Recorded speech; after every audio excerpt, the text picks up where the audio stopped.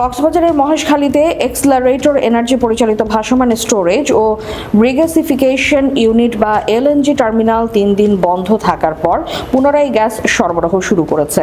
বাংলাদেশ তেল, গ্যাস ও খনিজ সম্পদ কর্পোরেশনের এক কর্মকর্তা বলেন, আজ দুপুর 2টার দিকে এলএনজি টার্মিনাল পুনরায় চালু হয়েছে এবং বর্তমানে জাতীয় গ্রিডে ঘন্টায় প্রায় 100 মিলিয়ন ঘনফুট গ্যাস সরবরাহ করছে।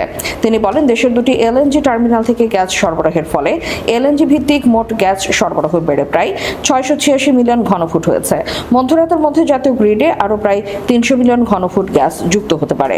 পেট্রো বাংলার চেয়ারম্যান আব্দুল মান্নান বলেন, একটি এলএনজি কার্গো আগামীকাল রোববার টার্মিনালে পৌঁছানোর কথা থাকলেও নির্ধারিত সময়ের একদিন আগেই তা এসে পৌঁছায়। ফলে আজ থেকে টার্মিনালটি জাতীয় গ্রিডে গ্যাস সরবরাহ শুরু করেছে। তিনি বলেন, আজ দুপুর 2টার দিকে এলএনজি ভিত্তিক গ্যাস সরবরাহ মাত্র 580 মিলিয়ন ঘনফুট ছিল। নতুন এলএনজি কার্গো পৌঁছানোর পর সরবরাহ বাড়তে শুরু করে এবং বর্তমানে তা প্রায় 686 মিলিয়ন ঘনফুটে উন্নীত হয়েছে।